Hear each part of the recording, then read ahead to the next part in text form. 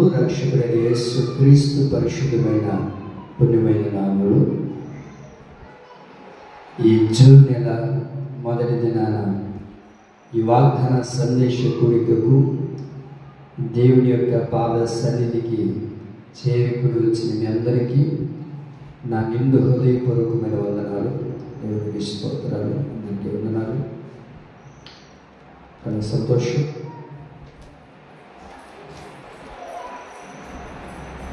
ప్రతి నెల ప్రభు మనతో ఒక చక్కటి వాగ్దానాలతో మాట్లాడుతూ నానాటికి అభివృద్ధికరమైన త్రోవలోనే నడిపిస్తూ వస్తూ ఉన్నారు. అందులో ఏ సందేహం లేదు. ఆశ్చర్యకరుడైన దేవుడు, సమాధానానికి కారణభూతుడైన దేవుడు, వాగ్దానం చేసిన నమ్మదగిన దేవుడు ప్రతి క్షణం కూడా మనతో వెన్నట్టు ఉండి మన ప్రతి పరిస్థితుల్లో ఏనాడు మనం విడిచిపెట్టక మనల్ని అనుక్షణం కాపాడుచున్న ఆ గొప్ప దేవుడికి సార్ బిగ్గరగా చప్పలు కొడుతూ దేవుడి నామాన్ని మహిమపరుద్దాం. హల్లెలూయా. చాలా సంతోషం. మీ కొరకు ప్రభు సన్నిధిలో ప్రార్థన చేస్తున్నప్పుడు ప్రభు నా హృదయంలో ప్రభు నాకు అనుగ్రహించిన బహు చక్కటి వాగ్దానం.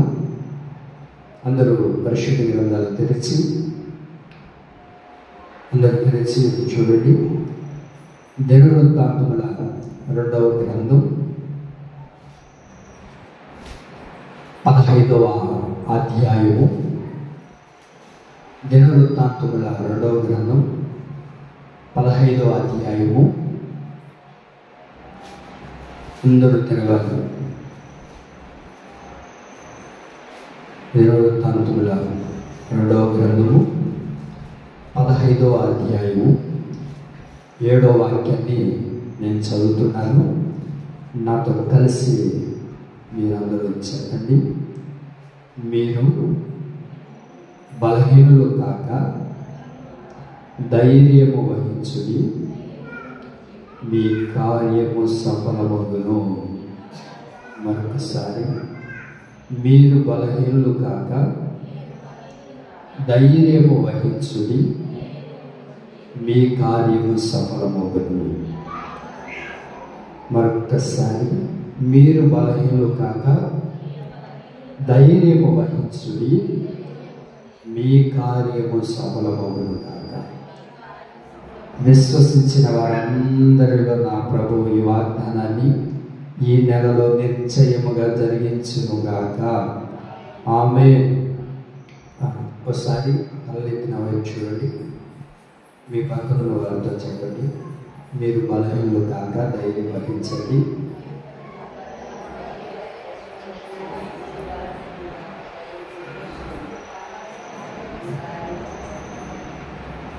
మీరేమో చెప్పారా?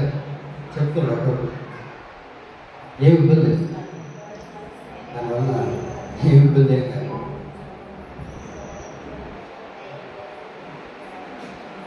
మంచిది. తలెత్తి నా చూడండి. ప్రభు ఇక్కడ మాట్లాడుతున్న బహు చక్కటి మాట. ఓ దైవజనుడు రాజు దగ్గరికి వెళ్ళి రాజుతో మాట్లాడుతూ ఉన్నారు. రాజా, మీరు బలహీనులు కావద్దు, ధైర్యం వహించండి, మీ కార్యాన్ని దేవుడు సఫలం చేయబోతూ ఉన్నాడు అని ఆశారాజుతో దైవజనుడు ప్రవక్త వెళ్ళి మాట్లాడుతున్న సందర్భం అది. అయితే ఆ ప్రవక్త ఎలాగైతే ఆనాడు మాట్లాడారో ఈనాడు కూడా దైవజనుడిని మీ ఎదుట నిలబెట్టి ఆ మహోన్నతుడైన దేవుడు, వాగ్దానాన్ని చేసిన సంపూర్ణుడైన దేవుడు ఈనాడు మనతో మాట్లాడుతూ ఉన్నారు. మీరు బలహీనులు కాక ధైర్యము వహించండి, మీ కార్యము సఫలమవబోతుంది. ఆమేన్. మీరు బలహీనులు కావద్దు. ఎందుకు మీరు బలహీనపరచబడిపోతూ ఉన్నారు? మీరు బలహీనులు కాక ధైర్యాన్ని వహించండి, మీ ప్రతి కార్యాన్ని మనం ఆరాధిస్తున్న ప్రభువైన యేసుక్రీస్తు ఈ నెలలో సఫలం చేయబోతూ ఉన్నారు. ఆమేన్. మీరు బలహీనులు కావద్దు, మీరు బలహీనలు పరచబడిపోవద్దు, మీరు బలహీనలోకి వెళ్ళిపోవద్దు.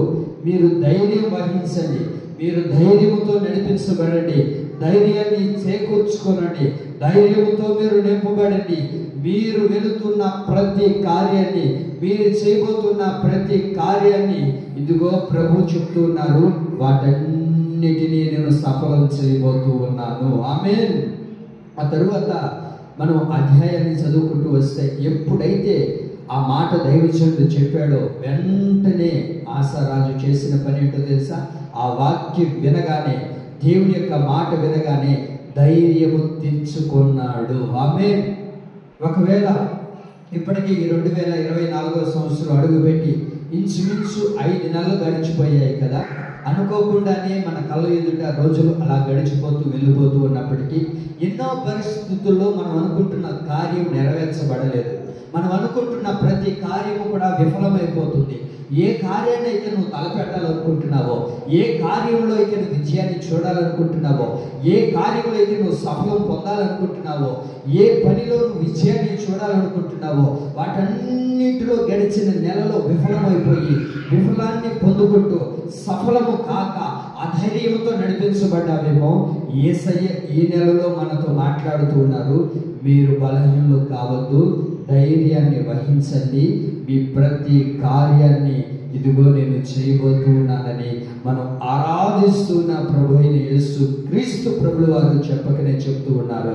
కనుక విశ్వసించిన వారందరూ ఈ నెలలో ప్రభు ఎదుట ఆనపెట్టి చెప్తూ ఉన్నాను, ప్రభు చెప్తూ ఉన్నారు, మీరు బలహీనులు కావద్దు, ధైర్యం వహించండి, ఆయన మన ప్రతి కార్యాన్ని చేయబోతూ ఉన్నాడు. ఆమేన్. పలు సందర్భాల్లో మనం బలహీనులు కాకూడదు అని ప్రభు మనతో మాట్లాడుతూ ఉన్నాడు. అయితే సహజంగా మానవుడు చేసే ప్రతి పని ఏంటి అంటే, ఓ చిన్న బాధ రావడం ద్వారా, ఓ చిన్న కష్టం రావడం ద్వారా, ఓ చిన్న శ్రమ కలగడం ద్వారా బలహీనతల్లోనికి వెళ్ళిపోతూ ఉంటాడు. మనిషి అనుకుంటాడు, నేను ఎందుకు ఇలాగైపోతున్నాను, నా పరిస్థితి ఎందుకని ఇలా దిగజారిపోతుంది, ఇంకా నా జీవితంలో ఏ కార్యాన్ని నేను చూడలేను, ఇంకా నా జీవితంలో నేను ఏ కార్యాన్ని తలపెట్టినా అపజయమే ఎదురైపోతుంది, ఏ పని నేను కోరుకుంటున్నా నా జీవితంలో కార్యం అనేది నేను చూడలేకపోతూ ఉన్నాను అని తనకు తానుగా కృంగిపోతూ ఉన్నారు. అయితే దేవుడు అంటారు, మీరు బలహీనులు కావద్దు. ఎందుకు మీరు బలహీనులు అని అనుకుంటూ ఉన్నారు? చాలా మంది నేను బలహీనండి, నా వల్ల ఈ పని చేయలేను, నా వల్ల ఈ పని కాదు, నేను ఇంత మాత్రం చేయలేను.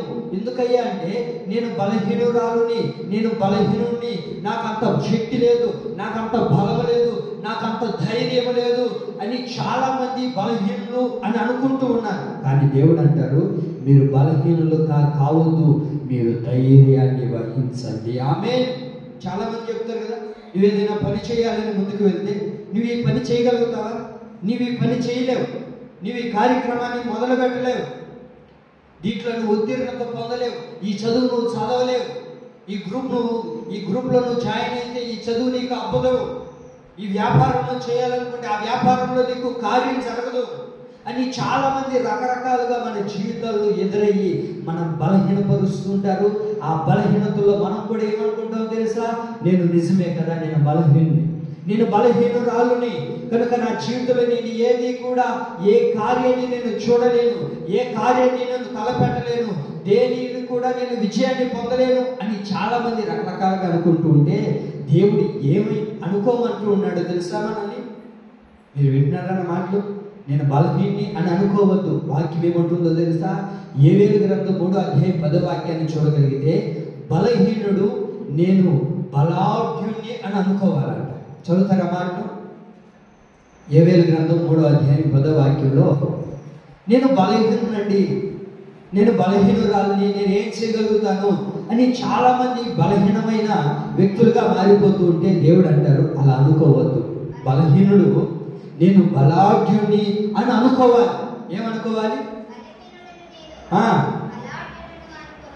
బలహీనుడు ఏమనుకోవాలి? ఇప్పుడు నేను బలాఢ్యుణ్ణి అని అనుకోవాలి. ఎప్పుడైతే నేను బలాఢ్యుణ్ణి, నేను ధైర్యము కలిగిన వాడిని, నేను బలము కలిగిన వాడిని, నా ప్రభు ద్వారా, నా దేవుని ద్వారా, నేను ఆరాధిస్తున్న యేసు క్రీస్తు ప్రభుల వారి ద్వారా నేను బలాన్ని పొందుకున్నాను, ధైర్యాన్ని వహించాను. కనుక నా దేవుడు నాతో చెప్తూ ఉన్నాడు, నేను వెళ్ళే ప్రతి కార్యాన్ని నేను నీకు సఫలం చేస్తానని నా దేవుడు చెప్పాడు కదా. ఇంకా నేను బలహీనుని కాకూడదు. ఏనా తల్లెత్తిన వైపు చూడండి. ఇప్పుడు చెప్పండి, ఇప్పుడు మనం బలహీనులుగా బలాఢ్యులుగా ఏ విషయంలో కూడా ఎలాంటి పరిస్థితి నీ జీవితంలో కలిగినా నేను బలహీని అనుకోవద్దు. దేవుడి వాక్యం అంటుంది, నేను బలాఢ్యుని అని అనుకోవాలి. ఎప్పుడైతే నేను బలాఢ్యుని అని నువ్వు అనుకోగలుగుతావో, ఏ కార్యం నువ్వు చేయలేకపోయినా దేవుడి నిన్ను వెనుకట్టి నీకు విజయాన్ని కలగజేసి ఆయన నిన్ను చేయబట్టి నడిపించబోతాడు. ఆమేన్. అయితే బలహీనుడు ఎప్పుడు కూడా నేను బలహీనుడి, మనుష్యుడు వాస్తవంగా బలహీనుడే. కానీ మనం ఆరాధిస్తున్న దేవుడు ఎవరయ్యా అంటే మనకు బలాన్ని కలగజేసి, మనకు ధైర్యాన్ని కలగజేసి మన కార్యాలన్నీ సఫలం చేయగలిగిన దేవుడు. ఆమేన్. ఒక వ్యక్తి ఉన్నాడండి బైబిల్లో, పరిశుద్ధ గ్రంథంలో ఒక వ్యక్తి ఉన్నాడు. ఆ వ్యక్తి ఎవరయ్యా అంటే తన ఇంట్లో ఉన్న వారందరికంటే బలహీనుడు అంటాడు. నేను బలహీనుడయ్యా, నేను ఏ కార్యాన్ని చేయలేను, ఏ పని కూడా నేను చేయడానికి వెళితే అది నాకు అవ్వదు, ఆ కార్యంలో నేను విజయాన్ని చూడలేను, ఏ కార్యాన్ని కూడా నేను తలపెట్టినా వాటన్నింటిలో విఫలం అయిపోతూ ఉన్నాను. ఎందుకయ్యా అంటే నేను బలహీనుని అని బలహీనని తనకు తాను చెప్పుకొని కృంగిపోతూ ఉన్నాడు, ధైర్యాన్ని కలిగించుకోవట్లేదు. అయితే దేవుడే అతనికి ప్రత్యక్షమై అంటాడు. న్యాయాధిపతుల గ్రంథం 6వ అధ్యాయం 12వ వాక్యంలో మనం చూడగలుగుతాం ఆ మాటను. చూడండి, న్యాయాధిపతుల గ్రంథం 6వ అధ్యాయం 12వ వాక్యంలో పరాక్రమము గల బలాఢ్యుడా, యెహోవా నీకు తోడయున్నాడని అతనితో అనగా. చూడండి, గిద్యోనును దేవుడు దర్శించి గిద్యోనుతో మాట్లాడుతూ ఉన్నాడు. గిద్యోను, నువ్వు బలహీనుడు అనుకోవద్దు, నువ్వు బలం లేనివాడు అని అనుకోవద్దు. ఎందుకు బలహీనపరచబడిపోతూ ఉన్నావు? ఎందుకు అధైర్యంతో నింపబడి ఉన్నావు? నీ ప్రజలకు నీవు విజయాన్ని కలగజేసేవాడిగా నేను నీకు బలాన్ని ఇవ్వబోతూ ఉన్నాను. ఆమేన్ అంటాడు. ఆ తర్వాత మీరు చదువుకుంటూ వస్తే కింద వాక్యాలు అన్నింటిలో అంటాడు. మీరు చదవండి ఆ వాక్యాన్ని, 15వ వాక్యం చదవండి.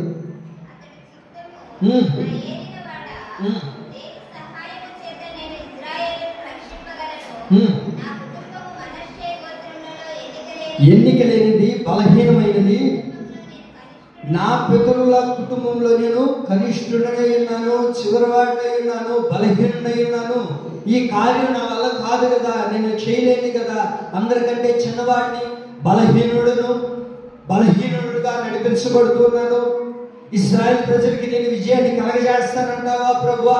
అయితే దేవుడు అంటారు, నువ్వెవరో తెలుసా? పరాక్రమం గల బలాఢ్యుడు. ఆమేన్. పరాక్రమం గల బలాఢ్యుడైన గిద్యోనుతో దేవుడు ఎలాగైతే ప్రమాణం చేసి తనకు విజయాన్ని కలగజేశాడో, ఈ నెలలో ప్రభు మనతో మాట్లాడుతూ ఉన్నాడు. అమ్మాయి తల్లి నా వైపు చూడు, ఇదిగో నీవు బలహీనురాలు అని అనుకుంటున్నావు కదా, నేను నీకు బలాన్ని ఇవ్వబోతున్నాను. నా బలము చేత నీకు విజయాన్ని కలగజేసి ప్రతి కార్యాన్ని సఫలం చేయబోతూ ఉన్నాను. ఆమేన్. కనుక మీరు బలహీనులు కావద్దు, ధైర్యాన్ని వహించండి. మీ ప్రతి కార్యాన్ని ఈ నెలలో దేవుడు చేయబోతూ ఉన్నాడు. ఆమేన్. ఏ కార్యం కొరకు నువ్వు ఎదురు చూస్తున్నావో, ఏ కార్యమైతే ఆగిపోయి ఉన్నదో, ఏ కార్యమైతే నువ్వు చూడలేక ఈ కార్యం నా జీవితంలో జరుగుతుందా, ఈ కార్యం నా బ్రతుకులో జరుగుతుందా అని అనుకొని నువ్వు ఇంకా ముందుకు వెళ్ళలేక వెనక్కి వెళ్ళిపోయి కృంగిపోయిన పరిస్థితుల్లో ఉన్నట్లయితే, ఇదిగో మనం ఆరాధిస్తున్న యేసు ప్రభువు వారు ఈ నెలలో మనతో చెప్తున్నారు, మీరు బలహీనలో కావద్దు, ధైర్యాన్ని వహించండి, మీ ప్రతి కార్యాన్ని నేను సఫలం చేయబోతున్నాను. ఆమేన్. అయితే ఇక్కడ మొదటిగా మనం చూడాల్సిన పరిస్థితి ఏంటంటే, ఈ రోజున చాలా మంది బలహీనులుగా మార్చబడిపోతూ ఉన్నారు. ప్రభు ఎన్ని వాగ్దానాలు చేస్తున్నా, ప్రభు ఎన్ని ప్రమాణాలు ప్రభు మనతో చేస్తున్నా, ఎన్నిసార్లు ప్రభు మనతో మాట్లాడుతున్నా, అనేక పర్యాయాలు ప్రభు మనం దర్శిస్తున్నా, అనేక విషయాల్లో మనము బలహీనుడుగా మార్చబడిపోతూ ఉన్నాం. ఎందుకని ఒక ఆత్మీయుడు ఎందుకు బలహీనుడుగా మార్చబడిపోతూ ఉన్నాడు? ఏ విషయాన్ని బట్టి ఒక ఆత్మీయుడు బలహీనుడుగా అయిపోతూ ఉన్నాడు?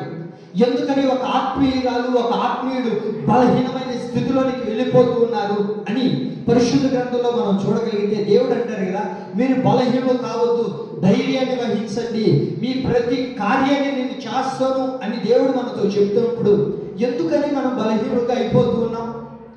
దేవుడు మనతో ప్రమాణం చేయలేదా? జనవరి నెలలో, ఈ సంవత్సరపు ప్రారంభం నెలలో ప్రభు మనతో ఎన్ని వాగ్దానాలు చెప్పలేదండి? గడిచిన ఈ 5 మాసాల్లో దేవుడు ఎన్ని ప్రమాణాలు చేయలేదు, ఎన్ని మాటలతో ప్రభు నిన్ను బలపరచలేదు. అయినప్పటికీ ఏదో ఒక పరిస్థితిని బట్టి నువ్వు బలహీనురాలుగా మార్చబడిపోతున్నావు. ఇంతకీ ఏ విషయాల్లో ఒక ఆత్మీయుడు బలహీనులుగా మార్చబడిపోతున్నారు అని మనం బైబిల్లో చూడగలిగితే ఒక 2-3 మాటలు నేను మీకు జ్ఞాపకం చేస్తాను. రోమాపత్రిక 4:19 వాక్యాన్ని మనం గమనించగలిగితే, ఒక ఆత్మీయుడు ఎందుకు బలహీనతలోనికి వెళ్ళిపోతున్నాడు, ఎందుకు బలహీనత ఒక ఆత్మీయుడికి కలుగుతుంది, బలహీనతలోనికి వెళ్ళిపోవడానికి గల కారణాలు ఏంటి అని బైబిల్లో మనం చూడగలిగితే బహు చక్కటి మాటలు మనకు కనబడతాయి. రోమాపత్రిక 4:19 వాక్యాన్ని చూద్దాం.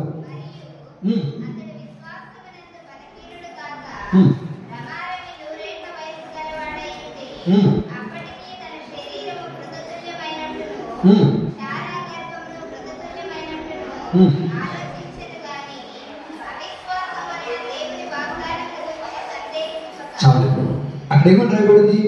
మరియు అతడు విశ్వాసమందు బలహీనుడు కాక.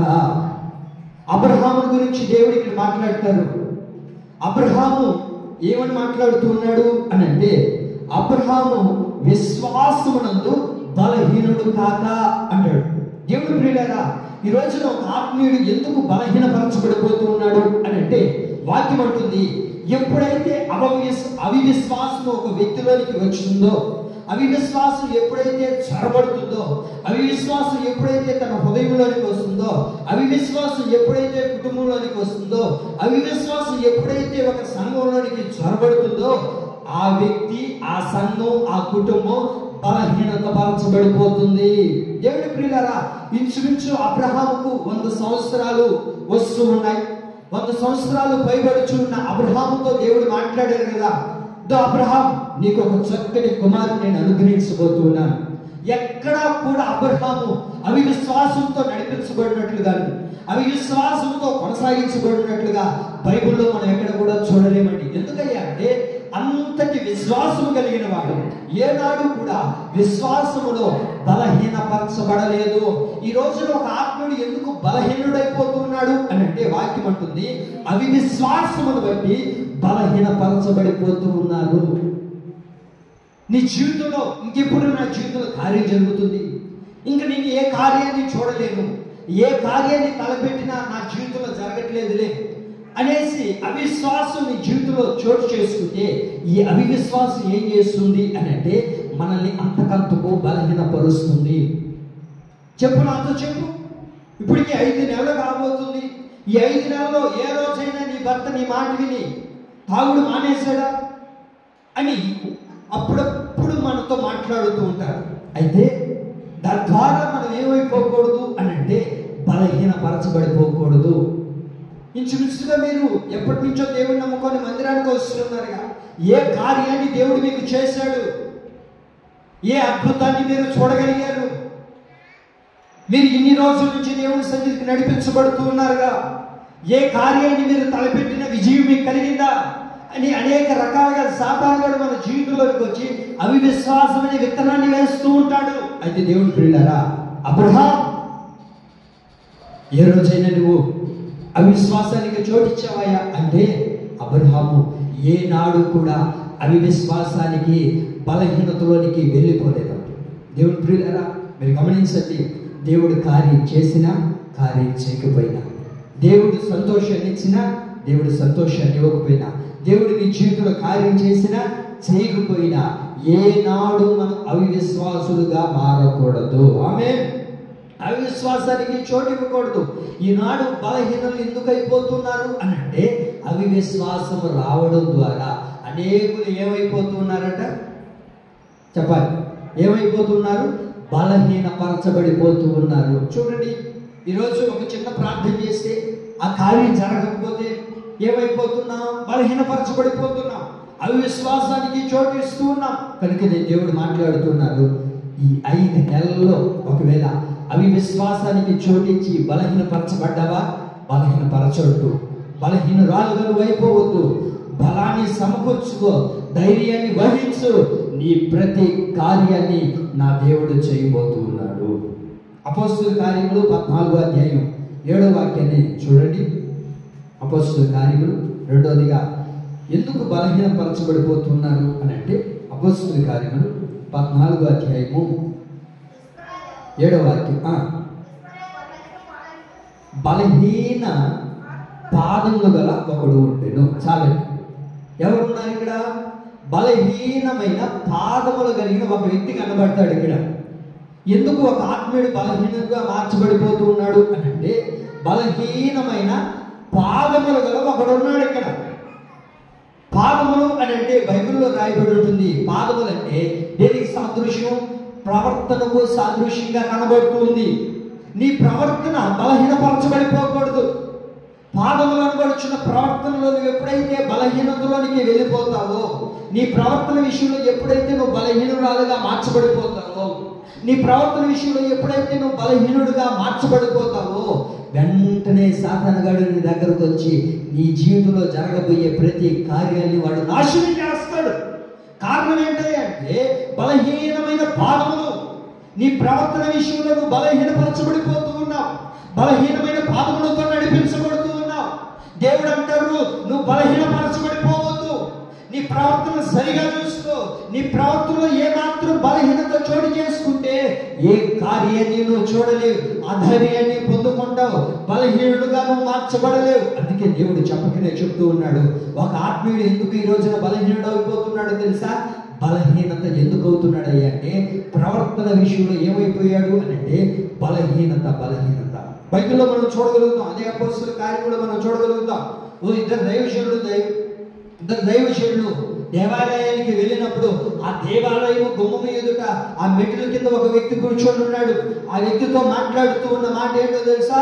ఇదిగో లేచి నిలబడు, నువ్వు ఇన్ని రోజులు గుడ్డివాడిగా నడిపించబడుతున్నావు, సరిగా నిలబడలేకపోతున్నావు, నీ పాదాలు భూమి మీద నిలబెట్టలేకపోతున్నావు, నీ ప్రవర్తన సరిగా లేదు, నీ ప్రవర్తనను మార్చుకో అని ఎప్పుడైతే దైవ సేవకులు వాడితో చెప్పడం ప్రారంభించాడో, ఎప్పుడైతే వాడు ప్రవర్తన మార్చుకున్నాడో ఏం చేశాడో తెలుసా అండి? వాడు లేచి నిలబడ్డాడు. లేచి నిలిచి నడిచి గంతులు వేస్తూ దేవుని సన్నిధిలోకి స్తుతిస్తూ వెళ్ళాడు. ఆమేన్. దేవుని ప్రియులారా, అప్పటి వరకు తన జీవితంలో ఏ రోజు కూడా నేను కార్యాన్ని చూడలేనులే, నా జీవితం బాగుపడదులే, నేను కూడా సంతోషంగా నింపబడతానా అని అనుకున్న పరిస్థితులు తనవి. అయితే ఎప్పుడైతే తన ప్రవర్తన మార్చుకొని దైవ సేవకుని మాటకు లోబడి ఎప్పుడైతే తన ప్రవర్తన సరిగా చేసుకున్నాడో, ప్రవర్తన మార్చుకున్న వ్యక్తి ఏం చేశాడో తెలుసా? లేచి నిలబడి గంతులు వేసి దేవుని సన్నిధిలో దేవుని స్తుతించడం ప్రారంభించాడు. ఆ తరువాత ధైర్యాన్ని పొందుకొని ఒక గొప్ప కార్యాన్ని చూసిన వ్యక్తిగా దేవుడు మార్చలేదంటారా? దేవుడు ప్రియులారా, దేవుడు నీతోనే మాట్లాడుతూ ఉన్నాడు. నువ్వు బలహీనపరచబడిపోవద్దు. నీ ప్రవర్తన విషయంలో ఎక్కడ నువ్వు సన్నగిల్లిపోతున్నావో, ఏ ప్రవర్తనలో నువ్వు దేవుని ఎదుట నిలబడలేకపోతున్నావో, నీ ప్రవర్తన విషయంలో నువ్వు ఎప్పుడైతే సరిగ్గా నిలబడడం ప్రారంభిస్తావో, దేవుడు మన జీవితంలో కార్యం చేయడం కూడా ప్రారంభిస్తాడు. దేవుడు అంటున్న బహు చక్కటి మాట, మీరు బలహీనలైపోవద్దు. మీ ప్రవర్తన విషయంలో మీరు బలహీనలైపోతూ ఉన్నారు కనుక మీ ప్రవర్తన విషయంలో మీరు బలహీనలు కావద్దు. దేవుని స్తుతించండి, దేవుని ఆరాధించండి. ఎప్పుడైతే వాడి ప్రవర్తనలో సరిగా ఉండదో అప్పుడు దేవుని సన్నిధికి రాలేరు, ప్రార్థన అంటే రాలేరు, కుడికలంటే రాలేరు, దేవుని ఆరాధించాలంటే రాలేరు. కారణం ఏంటంటే వారి ప్రవర్తన సరిగా లేదు. నీ ప్రవర్తన సరిగా ఉంటే, నీ ప్రవర్తన మంచిదైతే, నీ ప్రవర్తన దేవుని దృష్టికి ఇంపైనదిగా కనబడగలిగితే నీవు దేవుని సన్నిధికి రాగలుగుతావు. చాలా మంది చెప్తూ ఉంటారు, మా మందిరానికి రావచ్చు కదా, అన్న మందిరానికి రావచ్చు కదా.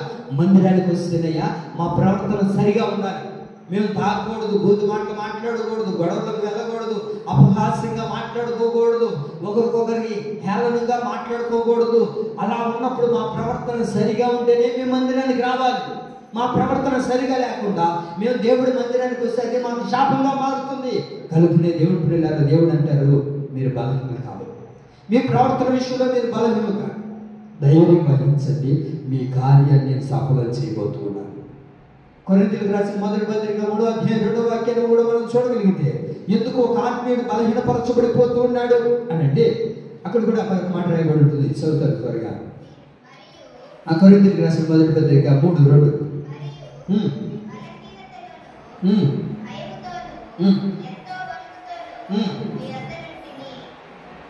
చదువుతున్నా 3వ అధ్యాయం 2వ వాక్యం. ఆ తర్వాత మీరు బలహీనులై ఉన్నారు కాదా? ఆ మాట నేను చదవండి. మీరు ఇంకను శరీర సంబంధులై ఉండుట వలన ఇప్పుడు మీరు బలహీనులు ఉన్నారు. చాలు, కళ్ళెత్తు వైపు చూడండి. ఏమని రేపటి అక్కడ వాక్యము? కొరింథీయులకు రాసిన మొదటి పత్రిక 11వ అధ్యాయము అండి. క్షమించారు, ఆ కొరింథీయులకు రాసిన మొదటి పత్రిక 3:2. 3:2.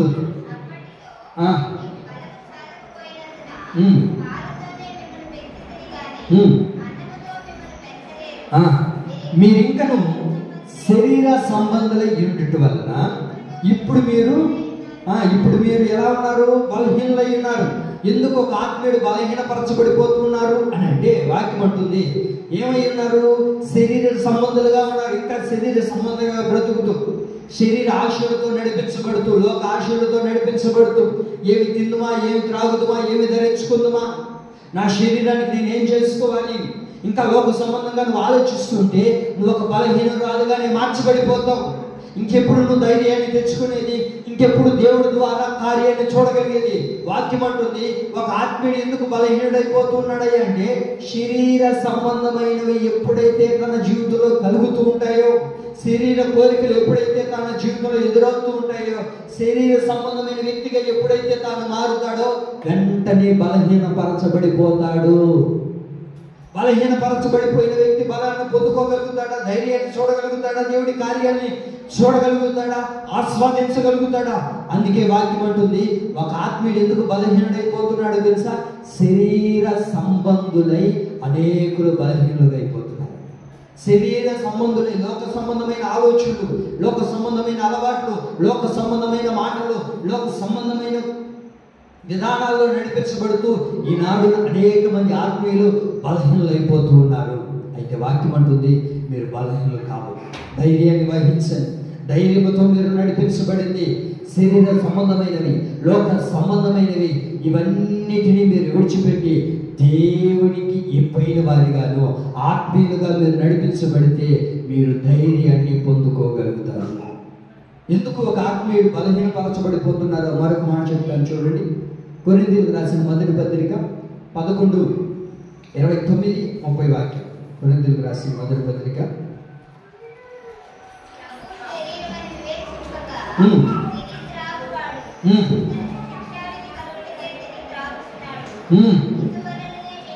ఇందువల్లనే మీలో అనేకులు బలహీనులు రోగులైనారు, చాలా మంది నిద్రించుతూ ఉన్నారు. చాలండి.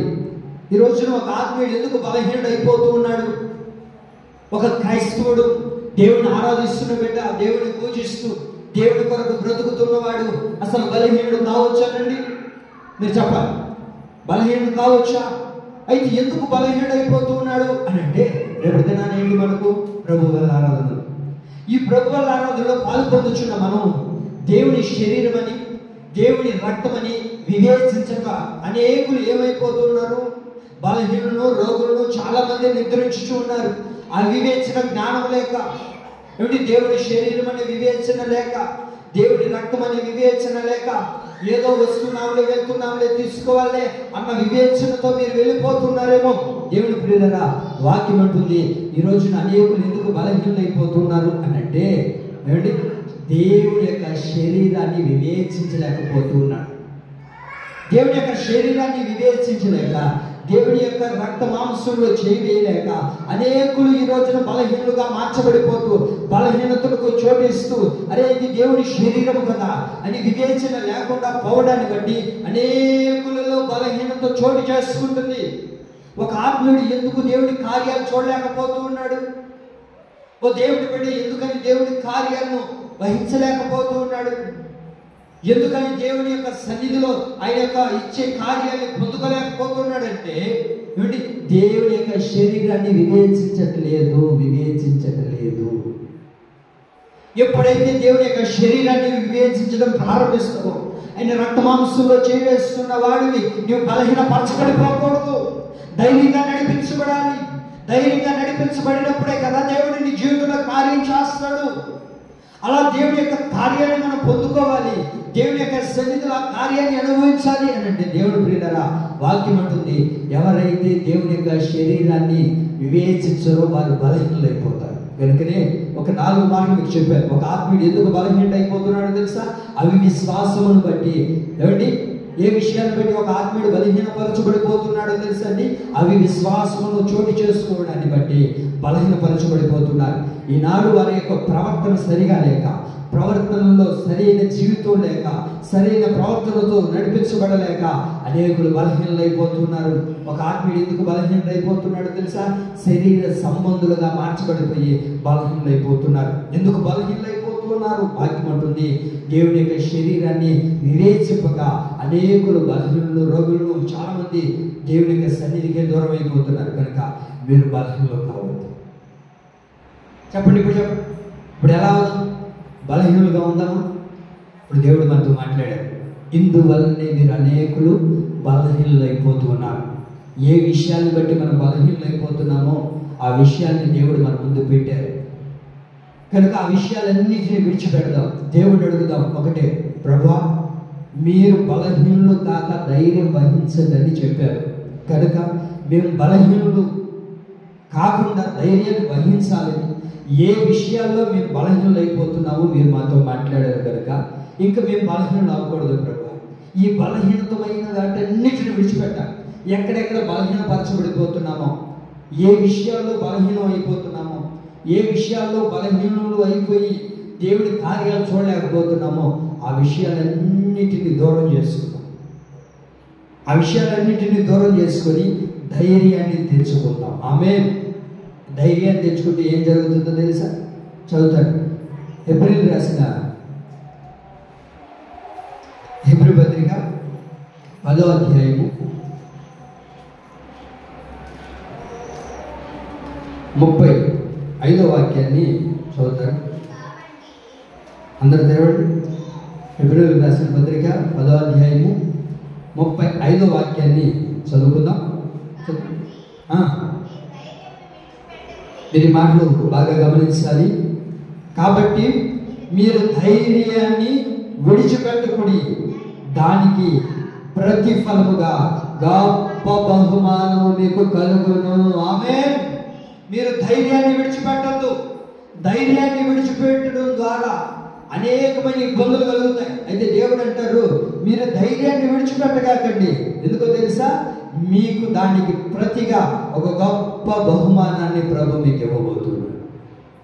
మీకు బహుమానం కావాలన్నా, మీ జీవితంలో కార్యం సఫలం అవ్వాలన్నా, మీరు వెళ్తున్న ప్రతి మార్గాల్లో దేవుడు అద్భుత కార్యాలు జరిగించాలన్నా మనం చేయవలసింది ఏంటో తెలుసా?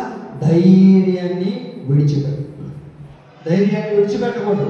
ధైర్యంతోనే మనం నడిపించబడాలి. చెప్పండి, ఎలా ఉండాలి మనం?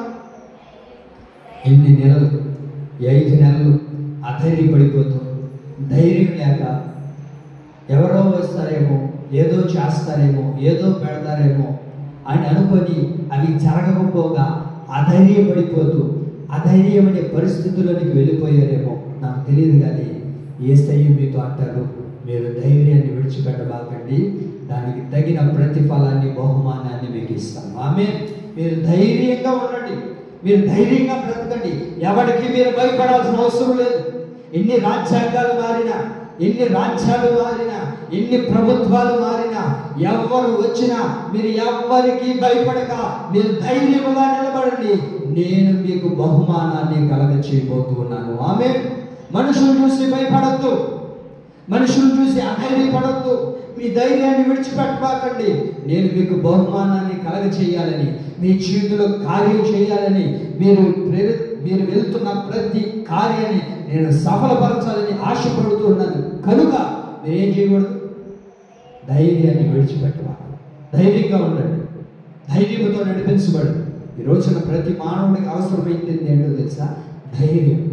ధైర్యం లేకనే అనేక మంది ఈ రోజున వారి జీవితాల్లో కృంగిపోతూ ఉన్నారు, బలపరచబడలేకపోతూ ఉన్నారు, అధైర్యపడిపోతూ ఉన్నారు. ఆమేన్. కనుక దేవుడు అంటారు, మీ ధైర్యాన్ని మీరు విడిచిపెట్టండి, మీరు ధైర్యంగా నిలబడండి, మీకు తగిన బహుమానాన్ని నా దేవుడు అనుగ్రహించబోతున్నాడు. హాస్పిటల్కి వెళ్ళి ఏమంటారు? అన్నా ఏం కాదులే, ఎందుకని భయపడుతున్నావు? చిన్నది, ఇది చిన్నది, దీనికని ఎందుకు ధైర్యం కలుగుతున్నా? ఇదేం చేయదంట అని అని ఆ వ్యక్తికి చెప్పినప్పుడు ఆ వ్యక్తి ఏమండి ఒక 5 నిమిషాల కల్లా నాకేం కాదంట, నాకేం జరగదంట, ఇది పెద్ద సమస్య ఏం కాదంట, ఇది చాలా మందిలో ఉండేదంట, కాబట్టి నాకేం ఇబ్బంది లేదులే, సరేనైతే నా కోసం ప్రార్థన చేస్తారు, కలుగుస్తాను, ప్రార్థన చేస్తాను, ధైర్యంగా దేవుడి జీవితంలో కార్యం చేస్తాడు అని చెప్పి ధైర్యపరిచి ఇంటికి వస్తే ఏమండి ఇంటికి వచ్చేసరికి మళ్ళా ఫోన్. ఏమిటో తెలుసా? ఏమైనా తెలుసా? అయ్యా ఏమాత్రం ఆయనకు ఊపిరే ఆడట్లేదయ్యా. ఏం ఆడట్లేదు? ఊపిరే ఇదేంటమ్మా, వచ్చినప్పుడు ధైర్యపరిచి వచ్చాయి కదా, బాగుండాడు అనుకున్నాం కదా, ఏంటి అని అంటే ఆయన అంటాడు, అయ్యా నువ్వు నాతో మాట్లాడినంతసేపు నాకు ధైర్యంగానే ఉండింది, నువ్వు మాట్లాడినంతసేపు నాకు ధైర్యంగానే ఉండింది, అయితే నువ్వు ఎప్పుడైతే బయటికి వెళ్ళావో నా భార్య వచ్చి నీకే వచ్చిందా రాగమా, నీకే రాకుండా వచ్చిందా, ఎవడు రాస్తాడు ఆ బిడ్డల్ని, ఇంట్లో అప్పులు ఎవరు తీరుస్తాడు, నువ్వు చచ్చేవాడివి, ఊరకపోతే ఏ ఇబ్బందిలే, సీటీలు కట్టాలా, అప్పులు కట్టుకోవాలా, బిడ్డలు చూసుకోవాలా, నువ్వు ఈ మాపుడే పోతే ఎట్ట నా పరిస్థితి, మా తల్లిదండ్రులు ఇంటికి ఏమైనా పోతే వాళ్ళు ఏమైనా బాగా చూసుకుంటారంటే వాళ్ళు కూడా నన్ను పట్టించుకునేవారు కాదు, ఈ నడుమంది నువ్వు వస్తే నా పరిస్థితి ఏంటి అని లేనిపోయిన మాటలు ఆయన భయపెట్టడం ద్వారా ఈయన అనుకున్నాడు, బతకడం కన్నా సావడమే మేలు, బతకడం కన్నా సావే మేలు, ఎందుకు బతకాలా? అప్పటి వరకు ధైర్యంతో నింపబడిన వ్యక్తిలో ఎప్పుడైతే అధైర్యం కలిగించే మాటలతో మాట్లాడారో వెంటనే ఏమనుకుంటాడో తెలుసండి, బతకడం కన్నా సావే మేలు, చనిపోవడం మేలు అని అనుకునే వాళ్ళు ఉన్నారు. అయితే దేవుడు అంటారు, మీరు అధైర్యపడిపోకండి, మీరు ధైర్యాన్ని వహించండి, తగిన కార్యాన్ని నేను మీ జీవితంలో చేయబోతున్నాను. ఆమేన్. ఇంతకీ దేవుడు ఏం చెప్తున్నాడు? మీరు ధైర్యంగా ఉండండి, ధైర్యాన్ని విడిచిపెట్టబాకండి. ధైర్యాన్ని విడిచిపెట్టకుండా ఉంటే దేవుడు ఏం చేస్తాడు మనకు? అమ్మా అంతగా చెప్పడమ్మా, మనం చదువుకున్న వాక్యం, మీరు ధైర్యాన్ని విడిచిపెట్టబాకండి, నేను మీకేం చేస్తాను? ఓ బహుమానాన్ని ఇస్తాను, ఓ చక్కటి బహుమానాన్ని ప్రభు మనకు కలగ చేయాలి. మీరు ధైర్యం విడిచిపెట్టకుండా ఉన్నప్పుడు దేవుడు మీరు అనుకుంటున్న ప్రతి కార్యాన్ని ప్రభు సఫలపరుస్తాడు. ఆమేన్. ధైర్యంగా ఉంటే దేవుడు ఏం చేస్తాడు?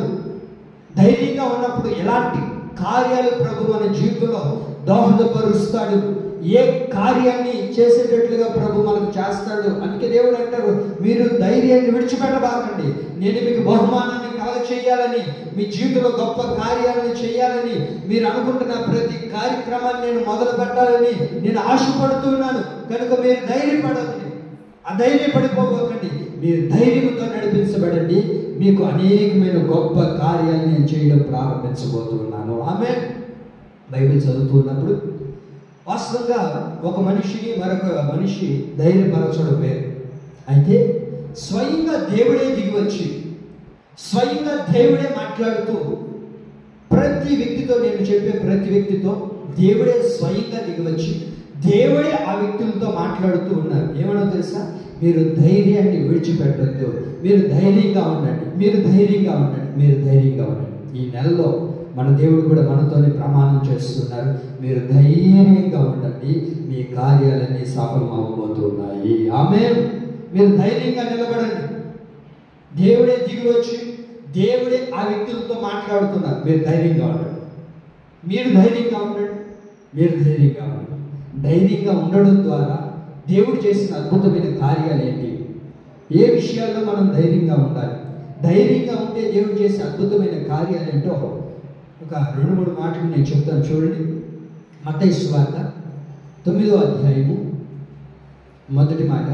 ధైర్యంగా ఉంటే ప్రభు చేసే కార్యాలు ఏంటి అని అంటే, మత్తయి సువార్త 9వ అధ్యాయము, మత్తయి సువార్త 9వ అధ్యాయం 2వ వాక్యం. పక్షవాయువుతో మంచము పట్టి ఉన్న ఒకరిని ఆయన యొద్దకు తీసుకుని వచ్చి, యేసు వారి విశ్వాసమును చూచి, కుమారుడా కుమారుడా బిడ్డా, కుమారుడా అనే పదానికి పుట్టినోట్లు ఏమని రాయబడింది? బిడ్డ, ధైర్యంగా ఉండు. ఎవరు చెప్పారు ఆ మాట? అక్కడ యేసు ప్రభులు వారు చెప్తున్నారు, ధైర్యంగా ఉండు, నీ పాపములు క్షమించబడి ఉన్నవని పక్షవాయువు గలవానితో చెప్పాను. ఆమేన్. యేసు ప్రభులు వారు ఈ భూలోకంలో సంచరిస్తూ ఉన్నప్పుడు యేసు ప్రభులు వారి దగ్గరికి ఒక పక్షవాయువు కలిగిన వ్యక్తిని తీసుకుని వచ్చారు. ఆ పక్షవాయువు కలిగిన వ్యక్తిని తీసుకుని వచ్చినప్పుడు ఆ వ్యక్తి ఎలా ఉన్నాడు? ఎక్కడున్నాడు? మంచం మీద ఉన్నాడు. మంచం మీద ఉన్నప్పుడు ఆ వ్యక్తిని యేసు ప్రభు దగ్గరికి తీసుకుని వచ్చినప్పుడు యేసు ప్రభు మాట్లాడారు బహు చక్కటి మాట. యేసు ప్రభులు వారు పలుకుతున్న మాట ఏంటో తెలుసా? బిడ్డా, కుమారుడా, నువ్వు అధైర్యపడు, నువ్వు ధైర్యంగా ఉండు, నువ్వు ధైర్యంతో నడిపించబడు, నువ్వు ధైర్యముగా ఉండు, నీ పాపాలన్నీ కూడా ఏమైపోయి ఉన్నాయి? క్షమించబడి ఉన్నాయి. ఆమె తల్లికి నా వైపు చూడండి.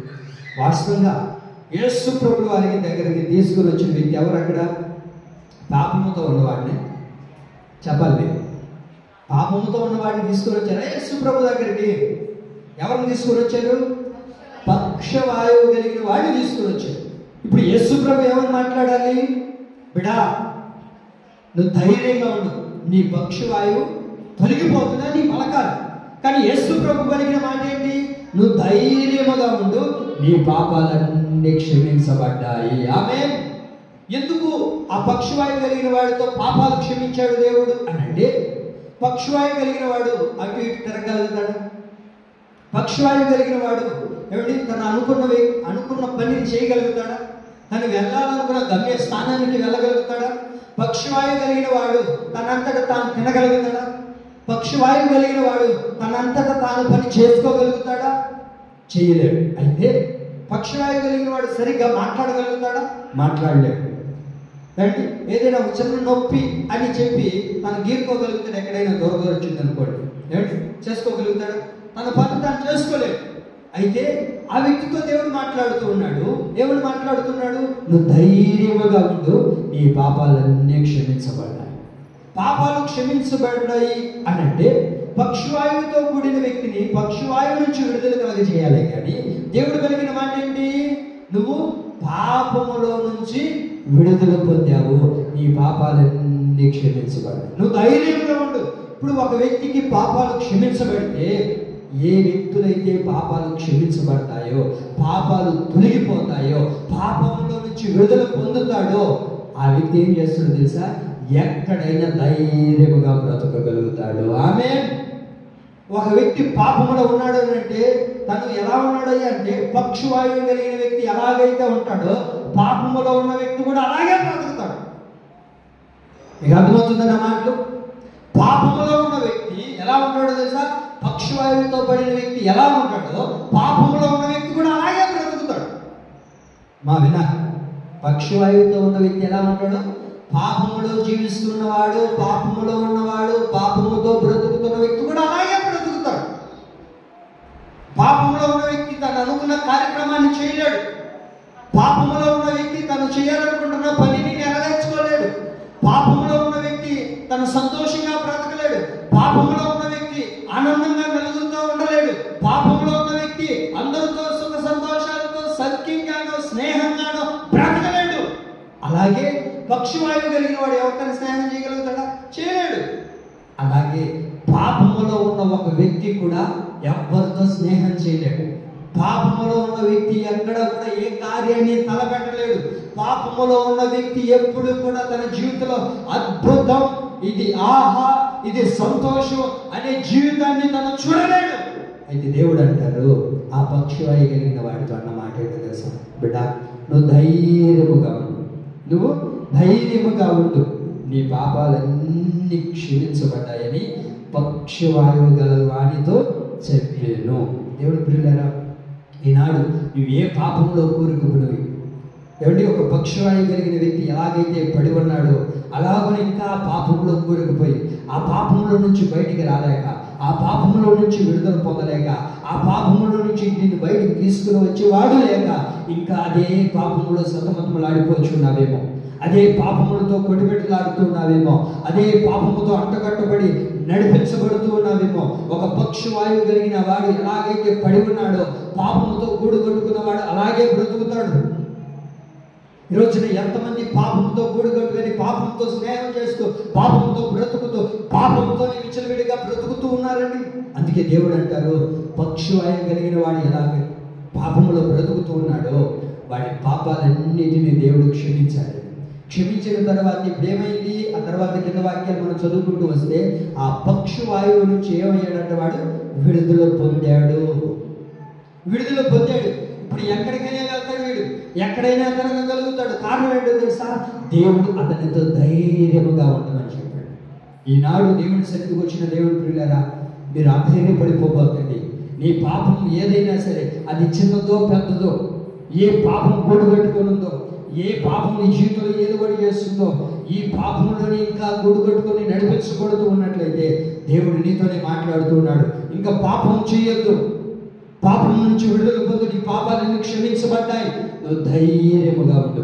ఎప్పుడైతే మనం ధైర్యం కలిగి ఉంటామో తెలుసా అండి, మన పాపాలు క్షమించబడినప్పుడు మనం ధైర్యముగా బ్రతకగలుగుతాము. ఆమేన్. ఏ చిన్న పాపం కూడా మనలో ఏలుబడి చేయకూడదండి. అదే దేవుడు మన దగ్గర నుంచి కోరుకుంటున్నాడు. దేవుడు మన దగ్గర నుంచి కోరుకుంటుంది ఏంటో తెలుసా? ఏ చిన్న పాపం నీలో ఉండకూడదని, నీ పాపాలన్నీ క్షమించి నువ్వు ధైర్యం కలిగిన వ్యక్తిగా బ్రతకాలని దేవుడు ఆశపడుతూ ఉన్నాడు. పాపం చేసిన వ్యక్తి ఎప్పుడు కూడా ధైర్యంగా బ్రతకలేడండి, ధైర్యంగా జీవించలేడు, ధైర్యంగా నలుగురితో మాట్లాడలేడు. ఏదైనా ఒక చిన్న మాట మాట్లాడితే నువ్వేమైనా మంచోడుగా అని ఎదురు తిరిగి నాతో మాట్లాడతారేమో, ఎందుకు వచ్చిందిలే. ఒక తాగుబోతోడు వచ్చి రోడ్లో నిలబడి రైట్ ఎందుకు తాగుతున్నావు అని మాట్లాడగలుగుతాడండి? ఫుల్గా తాగేస్తున్నాడు, 4-5 బాటలు తాగేస్తున్నాడు. తాగేసి ఇంటి పక్కనోడు ఎవడో తాగేసి వచ్చి గొడవ వేస్తున్నాడని చెప్పి ఈ 4-5 కోటలు తాగేసి ఉన్నాడు. ఆ ఒక కోట తాగినాడు కాడికి పోయి ఈ పోయి చెప్పగలుగుతాడు. అడిగా నేను చెప్పగలుగుతాడా? ఏమంటాడు? అయ్యా నువ్వు ముందు మాను, ఆ తర్వాత నాకు చెప్పయ్యా అంటాడు. అవునా కదండి? ఈ పాపంలో ఉన్న వ్యక్తి ఎవరితో కూడా ధైర్యంగా మాట్లాడలేరు. మాట్లాడగలుగుతారా? మాట్లాడలేరు. ఈరోజు చూడండి, ఎన్నో కుటుంబాలు ఏమండి విచ్చలవిడిగా మారిపోవడానికి ఏమండి పాపం విస్తరించబడిపోయింది. పాపం లేని దాన్ని బట్టి ఏమండి పాపం విస్తరించడాన్ని బట్టి అనేకులు బలహీనమైపోతున్నారు, అధైర్యపడిపోతూ ఉన్నారు. దేవుడు మాట్లాడుతున్న మాట ఏంటో తెలుసా? నువ్వు ధైర్యంగా ఉన్నావు, నీ పాపాలు క్షమించబడ్డాయి. ఈ రోజున చూడండి, ఎన్నో కుటుంబాల్లో అమ్మాయి ఇలా ఉండకూడదు, మనం ఇలాంటి వస్త్రధారణ మనకు సరైనది కాదు, ఈ మాట తీరు సరైనది కాదు అని అంటే ఆ బిడ్డ అంటున్న మాట ఏంటి తెలుసా? ఏమండి ఏమి నువ్వు నాతో మాట్లాడేవు అదే మాట నేను మాట్లాడితే తప్పు అయిందా? నువ్వు నాన్న మాత్రం బూతు మాటలు తినొచ్చు, నేను మాత్రం బూతు మాటలు మాట్లాడకూడదా? అప్పుడు ఏమంటావు? మీరు చెప్పండి. నీ భర్తని నువ్వు బూతు మాటలు తిట్టావు, నీ 2-3 బిడ్డలు అక్కడే నిలబడి వింటున్నారు. ఓహో, గొడవలు వేసుకున్నప్పుడు ఏదైనా అలగడ రేగినప్పుడు ఇవి మాట్లాడాలేమో. ఆ తర్వాత ఆ మరుసటి రోజు నువ్వు నీ బిడ్డని ఏదైనా గద్దించి మాట్లాడావనుకో, ఇప్పుడు అదే మాట ఆ బిడ్డ నీతో మాట్లాడినప్పుడు నువ్వు చెప్పగలుగుతావు ఆ బిడ్డకి? ఆ బిడ్డ ఏమంటుంది? అమ్మా నువ్వు మాట్లాడిన మాటే కదా నేను మాట్లాడింది. అదే నేను చెప్పేది. పాపములో ఉన్న వ్యక్తి ధైర్యంగా మాట్లాడలేడు. ఒక పక్షవాయువుతో కూడిన వ్యక్తి ఎలాగైతే బ్రతుకుతాడో పాపములో ఉన్న వ్యక్తి కూడా అలాగే బ్రతుకుతాడు. అందుకే దేవుడు అంటారు, నువ్వు ధైర్యంగా నీ పాపాన్ని క్షమించాను కనుక నువ్వు ధైర్యముగా నడిపించబడు, నీ కార్యాలన్నీ నేను సఫలపరుస్తాను. ఆమేన్. ఒక వ్యక్తి పాపం చేయకుండా ఉండాలి అని అంటే,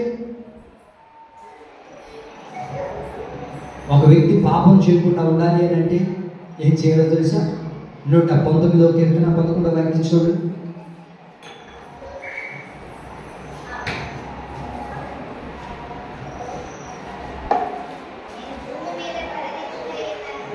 నూట 19వ కీర్తన 11వ వాక్యం. పాపము చేయకుండానట్లు నా హృదయములో నీ వాక్యము ఉంచుకొని ఉన్నాను. ఒక వ్యక్తి పాపం చేయకూడదు అని అంటే అతని హృదయంలో ఏముండాలి? చెప్పండి చెప్పండి, ఏముండాలి?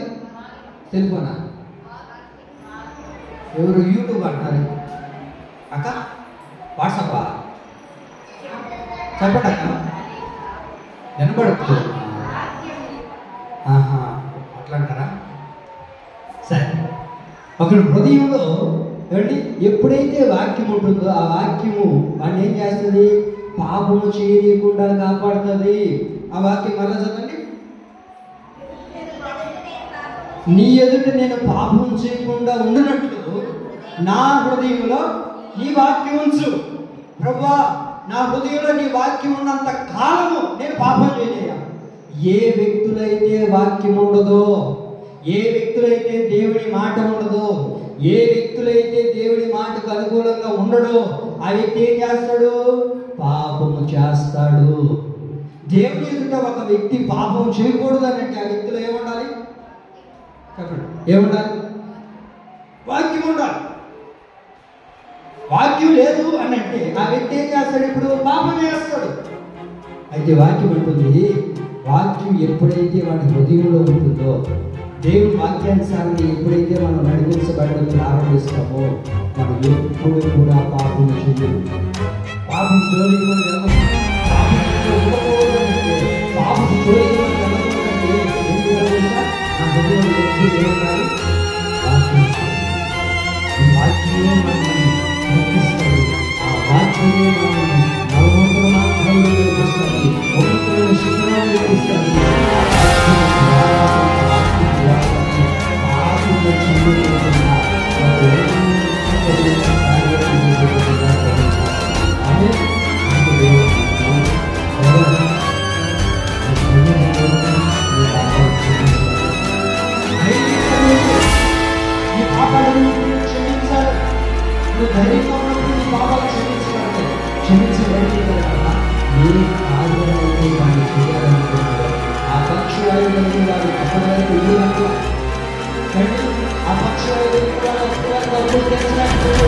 ఆ పక్షవాయు కలిగిన వాడు అప్పటి వరకు పెళ్లి చేసుకోలే.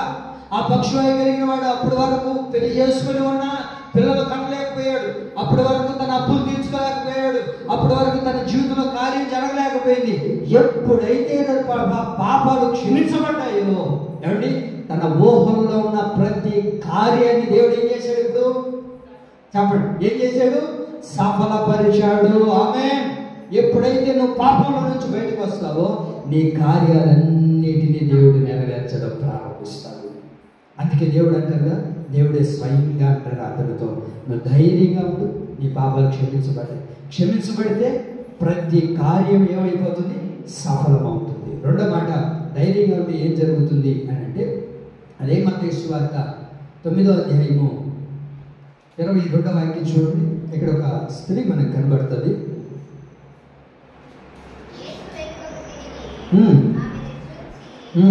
యేసు వెనకకు తిరిగి ఆమెను చూచి, కుమారి ధైర్యముగా ఉండు, నీ విశ్వాసము నిన్ను బాగు చేసినని చెప్పగా ఆ ఘడియ నుండి ఆ స్త్రీ బాగుపడెను. కొడదాం చప్పటి గట్టిగా, దేవుడికి మహిమ కలుగుతుంది. కొడదాం హల్లెలూయా.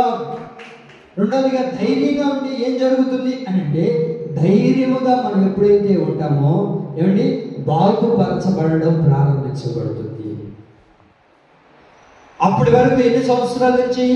12 సంవత్సరాల నుంచి రక్తస్రావంతో బాధపడుతూ ఉంది. తన జీవితంలో బాగుపడతాను, ఇంకనైనా నేను బాగుపడే అనుభవం నాకు ఉందలే అని అనుకున్న పరిస్థితులు కాదామివి. ఎక్కడెక్కడో తిరిగింది, ఎన్నెన్నో చేయాల్సినవన్నీ చేసింది, ఎన్నెన్నో హాస్పిటల్, ఎన్నెన్నో మందులు, ఎన్ని టానిక్లు,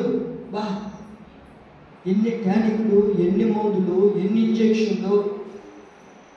ఒక్కొక్కరు చూడండి, ఒక చిన్న గ్యాస్ టేబుల్ వస్తేనే ఏమగా ఒక చిన్న గ్యాస్ టేబుల్ వచ్చు, లేకపోతే ఒక చిన్న నడుము నొప్పులు వచ్చు, ఏదో లేకపోతే ఒళ్ళు నొప్పులు వచ్చినాయి అనుకో, ఎన్ని మింగతాము, ఎన్ని ట్యాబ్లెట్లు, ఎన్ని కార్యక్రమాలు చేస్తామండి. 12 సంవత్సరాలుగా రక్తస్రావంతో బాధపడుచుకున్నాను. ఏ రోజు కూడా నేను బాగుపడతానులే, నువ్వు బాగుపడతావు అని చెప్పిన వాళ్ళు లేరానికి. నువ్వు బాగుపడతావు తల్లి, ఈరోజు కలిపిన రేపైనా బాగైపోతుందిలే, ఈ ట్యాబ్లెట్ వేసుకున్నావుగా, వాడుతున్నావుగా, ఏదో ఒక రోజు బాగుపడతావులే అని చెప్పిన వాళ్ళు లేరు. కట్టుకున్నాడు కూడా వెళ్ళిపోయాడు. పుట్టినోళ్ళు కడుపును పుట్టిన బిడ్డలు వదిలేసి వెళ్ళిపోయారు. అందరూ విడిచిపెట్టి ఇంకా బాగుపడదు, ఇంకా బాగుపడే లక్షణాలు లేవు. నేను బాగుపడతానా నా బతుకులా అనుకునే వాళ్ళేనండి. నేనే బాగుపడతానులే, నా జీవితంలో కూడా బాగు అనే మాట లేదు, నా బ్రతుకులు అన్నట్టు కలగవు అని అనుకునే వాళ్ళు కూడా ఉన్నారు. అయితే 12 సంవత్సరాలుగా తన బాధపడుతూ ఎవరికి చెప్పుకోవాలో తెలియక, బాగుపడతామలే అనేవారు లేక తన జీవితం సతమతములాడిపోతూ నడిపించబడుతూ ఉన్నప్పుడు దేవుని చెంతకు వచ్చిందండి. దేవుని చెంతకు వచ్చినప్పుడు దేవుడు మాట్లాడిన బహు చక్కటి మాట, కుమారి భయపడద్దు, ధైర్యంగా ఉండు. అధైర్యపడిపోతున్నావు. 12 సంవత్సరాలుగా అధైర్యంగా వెంబడిందండి. ధైర్యపరిచిన వాళ్ళు లేరు, ధైర్యపరిచి ఎందుకంటే నడిపించిన వాళ్ళు లేరు, తన జీవితంలో కార్యం జరుగుతుందని చెప్పిన వారు ఎవరు కూడా లేరు. అందరూ విడిచిపెట్టి వెళ్ళిపోయారు. అందరూ ధైర్యపరిచే వాళ్ళు ఎవరూ లేక అధైర్యపరిచి తన జీవితంలో ఎందుకంటే ముందుకు నడిపించిన వాళ్ళు ఒక్కరు కూడా లేరు. అందరూ విడిచిపెట్టి వెళ్ళిపోయినప్పటికీ దేవుడే బహు చక్కటి మాట మాట్లాడుతూ ఉన్నారు, కుమారి భయపడద్దు. ఎందుకు అధైర్యపడుతున్నావు? ఈ కార్యం జరగదనుకుంటున్నావా? నువ్వు ఇంకా బాగుపడలేదనుకుంటున్నావా? బాగుపరచబడలేదు, ఇంకా నా జీవితం బాగవుతుందిలే అని అనుకుంటున్నావా? అనుకోవద్దు. కుమారి ధైర్యముగా ఉండు. అక్క, దేవుడు మాట్లాడుతున్నాడు, నువ్వు ధైర్యంగా ఉండు, నువ్వు అధైర్యపడిపోవద్దు. దేవుడు నీతో చెప్తున్నాడు, నీవు బాగుపడే రోజులు రాబోతూ ఉన్నాయి. ఆమె నీ జీవితంలో బాగుపడే రోజులు నా దేవుడు తీసుకురాబోతూ ఉన్నాడు. ఎంతమంది నిన్ను బాగుపడదు, నీ కుటుంబం బాగుపడదు, నీ బిడ్డలు బాగుపడదు, నీ జీవితం బాగుపడదు, నీ వ్యాపారం బాగుపడదు, నీ కార్యక్రమం బాగుపడదు అని ఎంతమంది నిన్ను బలహీనపరిచారో నాకు తెలియదు, కానీ దేవుడు నీతో చెప్తున్నాడు, నీవు బాగుపడే రోజులు రాబోతూ ఉన్నాయి. ఆమేన్. కుమారి భయపడద్దు, నీవు బాగుపరచబడిపోతున్నావు. చూడండి, అనేక మంది బాగుపడలేక, బాగుపరచబడే పరిస్థితులు లేక చాలా మంది నలిగిపోతున్నారండి.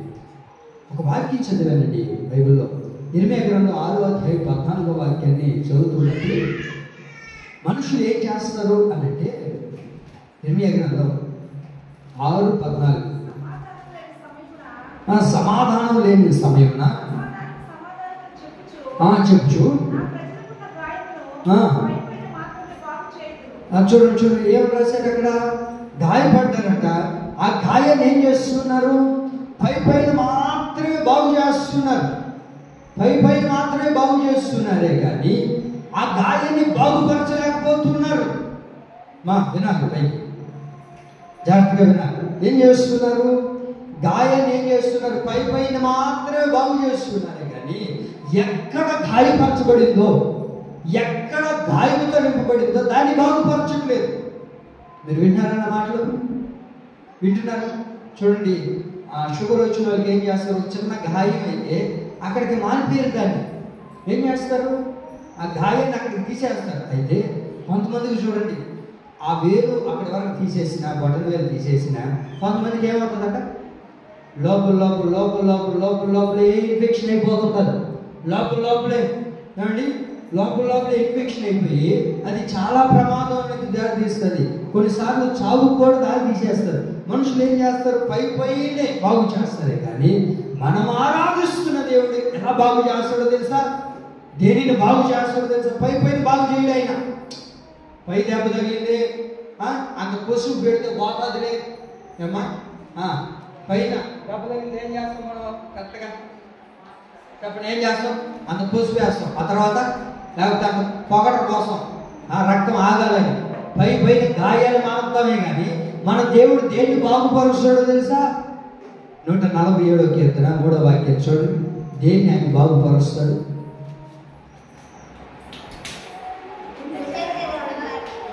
అమ్మమ్మ బాగా చదువుతున్నా.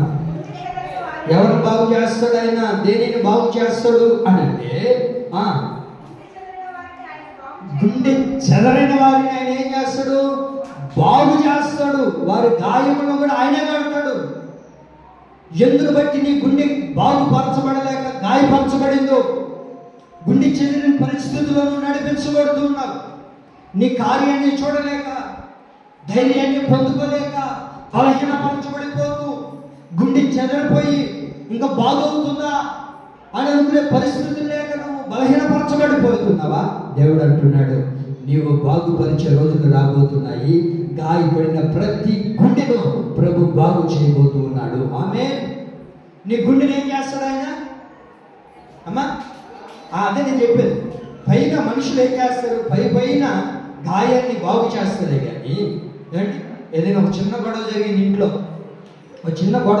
ఇంట్లో, మనుషులు ఏం చేస్తారు? పక్కన వాళ్ళు వీళ్ళు వచ్చి సర్దు మలిగించి వెళ్ళిపోతారు.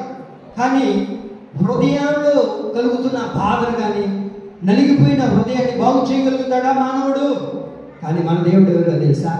నలిగిపోయిన హృదయాన్ని బాగు చేసి స్వస్థపరిచి ఆనందకరమైన జీవితాన్ని కలగజేసే దేవుడు ఆయన. ఆమేన్. అందుకే దేవుడు అంటూ ఉన్నాడు, నీవు బాగుపడవు అని మనుషులు అన్నారా?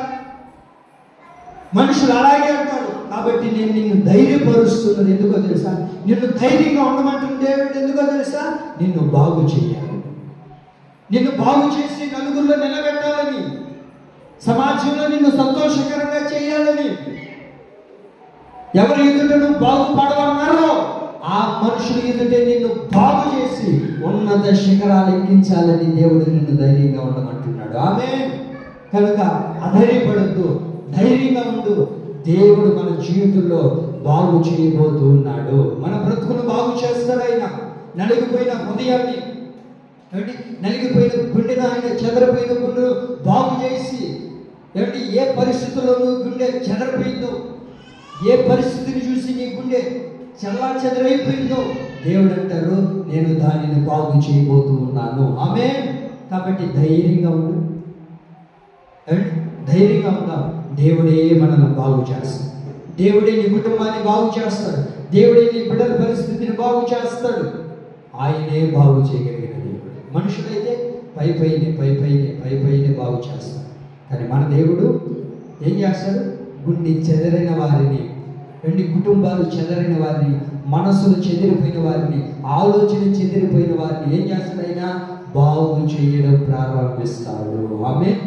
మూడో మాట యెషయా గ్రంథం 35వ అధ్యాయము 4వ వాక్యం. యెషయా గ్రంథం 35:4.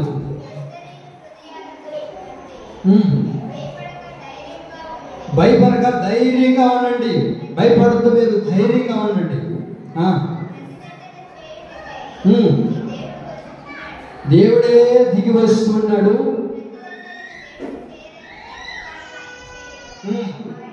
ఆయన వచ్చి కానీ మిమ్మల్ని రక్షించును. కొడదాం సభలు గట్టిగా. దేవుడికి మహిమ కలుగుగాక. ఎందుకు దేవుడు ధైర్యంగా ఉండమంటున్నాడంటే ఆయన మనల్ని రక్షించబోతున్నాడు. ఆయన మనల్ని రక్షించబోతూ ఉన్నాడు.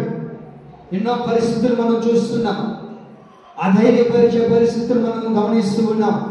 ఎక్కడ చూసినా ఎన్నో అధైర్యపరిచే మాటలు, అధైర్యపరిచే వార్తలు వింటున్నారా? దయచేసి వినాలి. తల్లిదండ్రుల వైపు చూడండి. ధైర్యంగా దేవుడు ఎందుకు ఉండమంటున్నాడు తెలుసా? ఆయనే దిగి వచ్చి, ఆయనే దిగి వస్తాడు. ఎవరిని పంపించడు, దేవదూతను పంపించడు. నిరుగు పొరుగు పంపించడు. దేవుడే స్వయంగా నీ కొరకు నీకు వచ్చి ఆయనే నిన్ను రక్షించబోతూ ఉన్నాడు. కాబట్టి ధైర్యంగా ఉండు, అధైర్యపడబోకు. నిన్ను రక్షించే పరిస్థితులు ఎదుట లేకపోవచ్చు, నిన్ను రక్షించే వారే నీకు ఇబ్బందిని కలగజేయచ్చు, నీకు రక్షణ కలగజేసే వారే నిన్ను బాధ పెట్టచ్చు. అయితే దేవుడు అంటారు, నువ్వు ధైర్యంగా ఉండు, నేను నీ కొరకు దిగి రాబోతున్నాను, నేను నిన్ను రక్షిస్తాను. ఎన్నో మాటలు వింటూ ఉన్నాం, ఇప్పటికే ఎన్నో వార్తల్లో మనం చూస్తున్నాం. ఏంటి గత దినాల్లో ఒక వార్త వచ్చింది. ఏమన్నా తెలుసా? ఏమన్నా తెలుసా? ఇంకా ఆదివారం సెలవు ఉండదు, శుక్రవారం సెలవు ఉంటుంది. ఈరోజు ఒక వీడియో చూసారా? అంటే ఈ సోషల్ మీడియా ఏం చేస్తుందో తెలుసా? మనుషుల్ని అధైర్యపరుస్తున్నప్పుడు రక్షించే వాళ్ళు ఎవరు? ఎక్కడి నుంచి రక్షణ కలుగుతుంది? ఎవరు రక్షిస్తారు మనల్ని? ఎన్నో హానికరమైన పరిస్థితులు చెలరేగుతున్నాయి. ఎప్పుడు ఏం జరుగుతుందో తెలియని పరిస్థితి. ఏమండి, ఎప్పుడు ఏం జరుగుతుందో, ఎప్పుడు ఏది మన మీదకు కొంచెం వస్తుందో, ఎక్కడికి వెళ్తే ఏ పరిస్థితుల్లోని కురికి వెళ్ళిపోతామో తెలియని పరిస్థితుల్లో నడిపించబడుతున్నాం. అందుకే దేవుడు అంటారు, మీరు అధైర్యపడిపోకండి, ధైర్యంగా ఉండండి, ఆయనే మనల్ని రక్షించబోతూ ఉన్నాడు. ఆమె దేవుడే స్వయంగా నీ కొరకు దిగి వచ్చి ఆయన నేను రక్షిస్తాడు. ఇదివరకు మనం చూసినట్లయితే మార్చి, ఏప్రిల్, మే ఈ 3 నెలలు ఎలా ఉండేది చెప్పండమ్మా? ఈ 3 నెలలు బహు విస్తారంగా ఎండలు ఉండేవి. ఆ తర్వాత ఒక నెల గ్యాప్ ఇచ్చి, ఆ తర్వాత మళ్ళీ 3 నెలలు వర్షాలు కురిసేది. ఆ తర్వాత ఒక నెల గ్యాప్ ఇచ్చి, ఆ తర్వాత మంచు కురిసేది. ఇట్లా ఉండేది. 3 నెలలకు ఒకసారి మారుతూ ఉండేది. ఇప్పుడు ఏమైంది సీజన్? ఎప్పుడు వర్షాలు పడతాయో తెలియదు, ఎప్పుడు మంచు కురుస్తుందో తెలియదు, ఏమండి, ఎప్పుడు ఎండలు కాస్తాయో తెలియదు. బాగా ఎండలు కాల్చేసిన నెలలో ఏమైంది? బాగా వర్షాలు కురిసాయి. బాగా వర్షాలు కొట్టాల్సిన టైంలో ఏమవుతుంది? ఎండలు వస్తున్నాయి. బాగా ఎండలు కాయాల్సిన టైంలో మంచు కురుస్తుంది. ఇది ఎక్కడదండి? మీరు విన్నారా? మీరు గమనించారా? మీరు చూడండి, ఈ మధ్యలో కూడా చాలా రోజులుగా మంచు కురుస్తుందని. అసలు ఎండాకాలం ఎప్పుడైనా మంచు కురుస్తుందే? ఎప్పుడైనా మంచు కురుస్తుందే? లేదు. కానీ చూడండి, వాతావరణం కూడా తారుమారులు అయిపోతున్నాయి. అన్ని తారుమారుగా మార్చబడిపోతున్నాయి. ఎక్కడ కూడా రక్షణకరమైనది లేదు. రక్షణకరమైన మార్గాల్లో ఉన్నాములే అని అనుకుంటున్నామే, కానీ రక్షించే వాళ్ళు ఒక్కరు కూడా లేరండి. ఎక్కడి నుంచి ఏం జరుగుతుందో తెలియని పరిస్థితి, ఎక్కడ ఏమైపోతుందో తెలియని పరిస్థితి, ఎక్కడి నుంచి అపాయం వస్తుందో తెలియదు. కనుకనే దేవుడు అంటారు, ఈ పరిస్థితులన్నిటినీ చూసి, దేశంలో జరుగుతున్నవన్నీ చూసి, రాష్ట్రంలో జరుగుతున్నవన్నీ చూసి, గ్రామంలో జరుగుతున్నవన్నీ చూసి అధైర్యపడిపోకు, నేను నిన్ను రక్షిస్తాను. ఆమేన్. ఆయనే దిగివచ్చి ఆయనే మనల్ని రక్షిస్తాడు. ఆమేన్. చూడండి, మనకు బాగా పరిచయమైన మాటలే. పేతురు గురించి మనం గమనించగలిగితే, యేసు ప్రభు వారు ఆ నీటి మీద వస్తూ ఉన్నారు కదా. ఆ నీటి మీద నడిచి వస్తూ ఉన్నప్పుడు పేతురు మాట్లాడుతాడు, యేసయ్యా, నేను కూడా నీటి మీద నడవచ్చా? ఓ, దానికే ఉంది, నడవయ్యా. చక్కగా నడిచాడు. 1-2 అడుగులు వేయగానే ఎప్పుడైతే ఆ గాలిని చూశాడో, ఎప్పుడైతే ఆ వాతావరణాన్ని చూశాడో, ఎప్పుడైతే తన చుట్టుపక్కల జరుగుతున్న పరిస్థితులు చూశాడో, వెంటనే మునిగిపోసాగాడు. అప్పుడు అంటాడు పేతురు, ప్రభువా నన్ను రక్షించుమని కేకలు వేసెను. ఏం చేశాడు? కేకలేస్తున్నాడు, అలసిపడుతున్నాడు. ప్రభువా నన్ను రక్షించయ్యా. ఈ పరిస్థితులు ఎలాగైపోతున్నాయో తెలియని పరిస్థితులు, ఎక్కడి నుంచి అపాయం వస్తుందో తెలియదు. రక్షణ లేని పరిస్థితుల్లో బ్రతుకుతున్నాం. రక్షణ లేదు, రక్షించేవారు లేరు. కనుకనే దేవుడు అంటారు, మీరు అధైర్యపడిపోబాకండి, నేను మిమ్మల్ని ధైర్యపరుస్తున్నాను. ఎందుకో తెలుసా? నేనే స్వయంగా దిగి వచ్చి నిన్ను రక్షిస్తాను. ఆమె దేవుడే స్వయంగా దిగి వస్తాడు, ఆయన మిమ్మల్ని రక్షిస్తాడు, ఆయన నీ కార్యాలన్నీ సఫలపరుస్తాడు. ఆమె చివరిగా మరొక మాట చెప్పి నేను ముగిస్తాను. యెహోషువ గ్రంథం 1వ అధ్యాయం 9వ వాక్యం. యెహోషువ గ్రంథం 1వ అధ్యాయము 9వ వాక్యంలో మనం చూడగలుగుతాం. చివరి మాటలు నేను ముగించబోతున్నాను. ధైర్యంగా ఉంటే ఏం జరుగుతుందో ప్రభు మనతో మాట్లాడుతూ వస్తూ ఉన్నారు. చదువుతారా? నిబ్బరం కలిగి ధైర్యముగా ఉండు. నువ్వు ధైర్యంగా ఉండు. ఎందుకు దిగులు పడతావు? జడియకు. నీవు నడుచు మార్గం అంతటిలో నీ దేవుడైన యెహోవా నీకు తోడుగా ఉండును. ఆమేన్. నువ్వు ధైర్యంగా ఉండు. అధైర్యపడిపోవద్దు, బలహీనపరచబడద్దు. నువ్వు ధైర్యంగా నడిపించబడు. నీ కార్యాలని ఆయన సఫలం చేస్తాడు. దేవుడు ప్రియులారా, ఈ నెలలో చాలా మంది ఇంకా సెలవులు అయిపోయినాయి. ఈ నెలలోనే స్కూళ్ళు, ఈ నెలలోనే కాలేజీలు అన్నీ ఓపెన్ అవుతాయి. ఇంకా ఉద్యోగాలు కూడా అందరూ వెళ్ళాల్సిన పరిస్థితి. అయితే దేవుడు అంటున్న మాట ఏంటో తెలుసా? నువ్వు ధైర్యంగా ఉండు. నువ్వు ధైర్యంగా ఉండు. ఏంటి? నువ్వు ధైర్యంగా ఉంటే నీవు నడుచు మార్గం అంతటిలో నీకు దేవుడు తోడుగా ఉండబోతున్నాడు. ఆమేన్. నువ్వు ఉద్యోగానికి వెళ్ళబోతున్నావా? దేవుడు నీకు తోడుగా ఉండబోతున్నాడు. నువ్వు కాలేజీకి వెళ్ళబోతున్నావా? దేవుడు నీకు తోడుగా ఉండబోతున్నాడు. నువ్వు స్కూల్కి వెళ్తున్నావా? దేవుడు నీకు తోడుగా ఉండబోతున్నాడు. నువ్వు దూర ప్రాంతంలో ఉండి హాస్టల్లో ఉండి చదువుకుంటున్నావా? దేవుడు నీకు తోడుగా ఉండి దేవుడు నిన్ను రక్షించి దేవుడే నీకు తోడుగా ఉండబోతూ ఉన్నాడు. ఆమేన్. అధైర్యపడిపోవద్దు. ధైర్యంగా బ్రతుకు. నువ్వు చేస్తున్న ఉద్యోగంలో దేవుడు నీకు తోడుగా రాబోతున్నాడు. నువ్వు ఎక్కడికి వెళ్ళినా ఏమిటి? నడుచు మార్గం అంతటిలో ఏం చేయబోతున్నాడు? దేవుడు నీకు తోడుగా ఉండబోతున్నాడు. నువ్వు దూరం ఉండి చదువుకున్నా, దగ్గరగా ఉండి చదువుకుంటున్నావు. దూరంగా ఉండి వ్యాపారం చేస్తున్నా, దగ్గరగా ఉండి వ్యాపారం చేస్తున్నా. నువ్వు ఎక్కడ ఏ పని తలపెట్టినా దేవుడు ధైర్యాన్ని నీకు కలగజేసి నీవు నడుచు మార్గం అంతటిలో దేవుడు నీకు ఏం చేయబోతున్నాడు? తోడుగా రాబోతున్నాడు. మనుషులు కాదు మనకు తోడుగా వచ్చేది, దేవుడే నీకు తోడుగా రాబోతున్నాడు. నువ్వు ఏ పనికి వెళ్ళినా, నువ్వు చేతి పనికి వెళ్తున్నా, నువ్వు ఉద్యోగం చేయడానికి వెళ్తున్నా, నువ్వు ఏ కార్యక్రమానికి వెళ్తున్నా, ఏంటి? ప్రతి పరిస్థితుల్లో నీకు ఎవరు రాబోతున్నారో తెలుసా? దేవుడే తోడుగా రాబోతున్నాడు. అక్కడ ఏమనబడింది? నీవు నడుచు మార్గం అంతటిలో నీ దేవుడు నీకు తోడుగా ఉంటున్నావు. ఆయన నీకు తోడుగా ఉంటాడు. నువ్వు భయపడకూడదు, అధైర్యపడద్దు. నువ్వు ఏ కార్యం చేయాలి, ఏ పని నువ్వు వెళ్ళినా, నువ్వు ఎక్కడ నడిచి వెళ్తున్నా ఎవరు రావాలా? కొంతమంది చూడండి, నడుచుకొని వెళ్ళేటప్పుడు, ఉదయం వాకింగ్ వెళ్ళేటప్పుడు ఎవరు వస్తారు వాళ్ళతో? కుక్కలు. కుక్కను తోడుగా తీసుకోపోతారు. తీసుకుని వెళ్తారా లేదా? పిల్లిని, కుక్కల్ని, ఆటలు గారు. నీవు నడుచు మార్గం అంతటిలో అండి మనుషులుగా దేవుడే నీకు తోడుగా రాబోతున్నాడు. ఆమేన్. ఎవరు రావాలి మనకు తోడుగా? మనం అనుకుంటాం దేవుడిని ఇక్కడ బాగానే చెబుతాం, కానీ మనుషులు తోడు కోరుకుంటూ ఉంటాం. ఇదిగో రాత్రి ఏంది కానీ ఆ రోడ్డు దాకా రాకూడదా?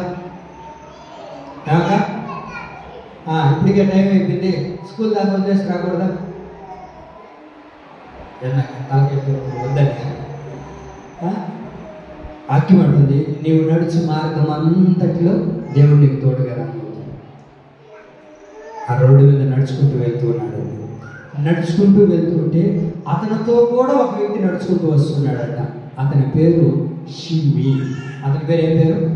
షిమ్మి అని ఒక వ్యక్తి దావీదు నడుచుకుంటూ వెళ్తుంటే దావీదుతో కూడా నడుచుకొని వెళ్తున్నాడు. నడుచుకుని వెళ్ళేవాడు నడుచుకొని పోవాలిగా. నడుచుకొని వెళ్ళకపోగా ఏం చేస్తున్నాడు తెలుసా? దావీదును శపిస్తూ ఉన్నాడు, దావీదును దూషిస్తూ ఉన్నాడు, దావీదును అపహాస్యంగా మాట్లాడుతూ ఉన్నాడు, దావీదుకు వ్యతిరేకంగా మాట్లాడుతూ ఉన్నాడు. ఎవరయ్యా ఇతనంటే దావీదు వెళ్తుంటే దావీదుతో కూడా వెళ్ళే వ్యక్తి, దావీదు నడిచి వెళ్ళే మార్గంలో నడిచి వెళ్ళే వ్యక్తి షిమ్మి అంటాడు. ఏమండి? దావీదును శపిస్తూ ఉన్నాడంట. ఏం చేస్తున్నాడంట? శపిస్తూ ఉన్నాడంట. అదే మనుషులు మనతోనే ఉంటారు. ఏమండి? మనుషులు మనతోనే నడుస్తూ ఉంటారు, మనుషులు మన ప్రక్కనే ఉంటారు, కానీ మనం బాగోగులు కోరే మనుషులు కాదు. ఎప్పుడు కూడా మనం శాపాన్ని కోరే వ్యక్తులే. అంటే ఏ వ్యక్తులైనా మనం ఒక చిన్న హాని చేసినా, లేకపోతే మనకు ఒక చిన్న హాని చేసినా మనం ఊరికనే ఉంటామా? ఆయన కూడా తిరిగి ఏం చేస్తామంటే క్షమిస్తామా? లేకపోతే క్షమిస్తారా? అయితే షిమ్మి ఏం చేస్తున్నాడు? దావీదును నడుస్తూ నడుస్తూ నడుస్తూ అంటాడు. ఏమండి? దావీదును శపిస్తూ ఉన్నాడు. దావీదును శపిస్తూ ఉన్నాడు. మనుషులందరూ మనతోనే ఉంటూ మనతోనే బాగా మాట్లాడుతూ ఉంటారు. మనోళ్ళే అనుకుంటాం మనం, కానీ ఏ మనుషుడు కూడా మన బాగోగులు కోరుకునేవాడు కాదండి. ఏ మనుషుడు కూడా మనం మంచిగా బ్రతకాలనుకునేవాడు కాదు. మనం బాగుపడుతుంటే అండి, మనం మంచి చేయాలనుకుంటే మనకి ఇంకా హాని చేసి మనల్ని తలపెట్టి మన జీవితంలో నాశనాన్ని కోరుకునేవాళ్ళే కానీ ఏంటి ఎవరు కూడా మన బాగోగులు కోరుకునేవాడు కాదు. మనతోనే నడుస్తూ ఉంటారు, అందరూ మనతో పాటే వస్తూ ఉంటారు. కానీ అనేక మంది మనుషులు మనల్ని ఏం చేస్తారో తెలుసండి, శపిస్తూనే ఉంటారండి. మనల్ని శాపాలను కోరుకునే వాళ్ళే, మన బాగోగులు కోరుకునే వాళ్ళు ఎవరు లేరండి. కానీ దేవుడు ఎవరో తెలుసా, మన తోడుగా నడిచే దేవుడు. ఆమె చదవబోతున్నాం. ఆ నెల్లూరులో నువ్వేం చదువుతావు నీ మోకానికి? నువ్వు చదవలేవు. ఏదో 7 ఏడవాళ్ళు చదువుకో అనేవాళ్ళు ఉంటారు, మనం వెనక తీసే వాళ్ళు ఉంటారు, మనం శపించే వాళ్ళు ఉంటారు. అవుతున్నావా? నువ్వేం చదువుతావు? అలా కూడా సరిగ్గా రావాలి అని శపించే వాళ్ళు ఉంటారు. అని దేవుడు ఏమంటారు తెలుసా, ఎప్పుడు ఆయన మనకు తోడుగా ఉండి ఏం చేస్తాడంట, తోడుగా ఉండి ఏం చేస్తాడంటాక ధైర్యాన్ని కలగజేస్తాడు. ఆమె ఒక వ్యాపారం చేయాలనుకుంటున్నా, ఏంటి ఒక పని తలపెట్టుకుంటున్నా, నీకు ఎదుగా ఇన్ని అవసరమా అండి, ఒకటే చేయలేకపోతుంటే 2-3 కావాలండి. మిగడానికి మెతుకు లేకపోతే అబ్బా సంభవంలోనే కావాలంటే మరి సరిగ్గా తిండి లేదు, సరిగ్గా కట్టుకోవడానికి కూడా లేవు. ఇవన్నీ ఎందుకు ఇంకా ఒకటి గొడవపోతే చాలా అనేవాళ్ళు ఉంటారు. కానీ మన దేవుడు ఎవరో తెలుసా, ఎప్పుడు మనం నడిచే మార్గాల్లో ఆయన మనతో నడుస్తూ మనం ఏం చేస్తాడు, ధైర్యపరుస్తూనే వస్తాడు. ఆయన అధైర్యపరిచే దేవుడు కాదు. నువ్వు ఏది చదవాలనుకున్నా, మా తల్లిదండ్రులు అవి చూడాలి, నువ్వు ఏది చదవాలనుకున్నా, నువ్వు ఏ గురువు తీసుకున్నా దేవుడు నీతో నడిచి ఆయన నిన్ను ధైర్యపరుస్తూనే ఉంటాడు. ఆమె కాబట్టి మన కార్యాలన్నీ దేవుడు ఏం చేస్తాడు, సఫలపరచడం ప్రారంభిస్తాడు. బైబిల్లో దేవుడితో ఎక్కువ సంవత్సరాలు నడిచిన వ్యక్తి ఎవరో చెప్పండి మామ. దేవుడితో ఎక్కువ సంవత్సరాలు నడిచిన వ్యక్తి ఎవరో చెప్పారు చెప్పండి గట్టిగా. హానోకు. దేవుడికి మహిమ కలుగును గాక. హానోకు ఎన్ని సంవత్సరాలు నడిచాడు దేవుడితో? 365 సంవత్సరాలు ఏమంటే దేవుడితోనే నడిచాడు. మరణాన్ని కూడా చూడలేదు. మరణాన్ని చూడకుండా ఆరోహణమైపోయి దేవుడితోనే వెళ్ళిపోయాడు. కారణం ఏంటయ్యా అంటే దేవుడితో నడుస్తున్నాడు. ఏ రోజు కూడా అధైర్యపడిపోలేదు. ఏమండి బిడ్డలుగా అన్నాడు, కొడుకుల్ని కూతురుని అందరినీ అన్నాడు, కానీ ఏ రోజు ఆధారపడలేదు. నా కుటుంబ పరిస్థితి ఎట్లాగా, నా జీవిత పరిస్థితి ఎలాగ ప్రభా, నేను నీతో వచ్చేసి ఎలాగా, నా బిడ్డలకు ఎవరు అన్నం పెడతారు, నా బిడ్డలు ఎవరు పోషిస్తారు, నా జీవిత పరిస్థితి ఏంటని మధ్యలో విడిచిపెట్టి వెళ్ళిపోలేదండి. మాటికి వెళ్ళిపోయిన వ్యక్తి కాదు. మీరు బైబిల్లో చూడగలుగుతారు. 300 సంవత్సరాలు ప్రభుత్వం నడిచాడు. ఒక కుమారుడు కన్నాడు. ఆ తర్వాత కుమార్తెను కనిన తర్వాత 365 సంవత్సరాలు యేసు ప్రభువు వారితో దేవుడితో నడచడం ప్రారంభించాడు. ఆమె దేవుడితో నడిచిన వాడిని దేవుడు మరణము చూడలేక ఏం చేశాడు, ఆయనతో పాటు తీసుకుని వెళ్ళిపోయాడు. దేవుడితో ఒక వారం రోజులు నడిస్తే చాలు, ఇంక దేవుడు విడిచిపెట్టేస్తాడు. బైబిల్లో ఎవ్వరూ కూడా హానోకు దేవుడితో నడిచినట్లుగా ఎవ్వరూ నడవలేదండి. ఒక గొప్ప సాక్ష్యాన్ని పొందినవాడు హానోకు. ఆ దేవుడు పిల్లారా, దేవుడు అలాగున దేవుడు నీతో కోరుకుంటుంది ఏంటో తెలుసా, నువ్వు ధైర్యంగా ఉండు, అధైర్యపడిపోవరకు. నీవు నడుచు ప్రతి మార్గంలో నేను నీకు తోడుగా ఉండడం ప్రారంభిస్తాను. నేను నీకు తోడుగా ఉంటాను. మనుషులు కాదు. మనుషులు తోడుగా ఉంటే శపించేవాళ్ళే. మనుషులు తోడుగా ఉంటే నీ జీవితాన్ని నాశనం చేసేవాళ్ళే. మనుషులు మనతో నడుస్తాంలే అని అంటారు. ఏమండి పెళ్లి చేసుకునేటప్పుడు ఏం చెప్తారు, 7 అడుగులు వేసి జీవితాంతం నీతో నేను నడుస్తానులే అని అంటారు. అయిన తర్వాత ఏం చెప్తారు, నడి మధ్యలో వదిలేసి ఈ సాగు ఏడైనా సాగు అనేసి వదిలేసి వెళ్ళిపోతారు. నేను ఒక వార్త చూస్తూ ఉంటే, ఏమండి పెళ్లి చేసుకున్నాడు, చక్కటి భార్య, చక్కటి ఉద్యోగం, అన్నీ శుభ్రంగా ఉన్నాయి. ఏమండి సినిమాలో యాక్ట్ చేసే అతను మంచి డబ్బులు వస్తుంటాయి. ఏముందండి, మంచి చక్కటి భార్య, చక్కటి కూతురు చాలా ఆ బిడ్డకి 5-6 సంవత్సరాలు ఉండొచ్చు.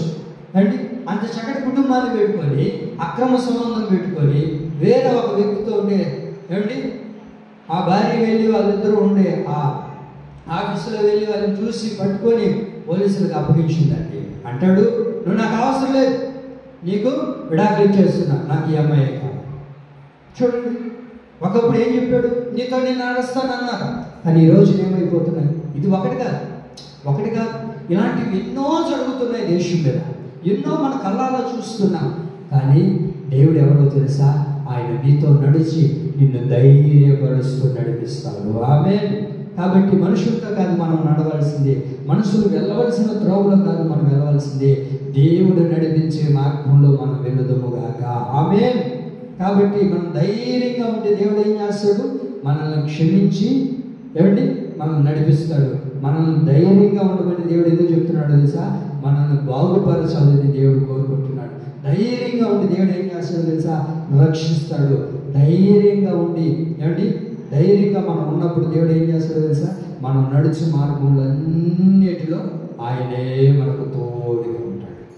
ఆయనే మనకు తోడుగా ఉంటాడు. మనుషులు కాదు మనకు తోడుగా ఉండాల్సిందే, దేవుడే తోడైంది ప్రతి కార్యాన్ని ఆయన సఫలపరుస్తాడు. ఆమేన్. అందుకే దేవుడు మీ ధైర్యాన్ని విడిచిపెట్టొద్దు, గొప్ప బహుమానాన్ని మీకు కలగజేస్తాడు.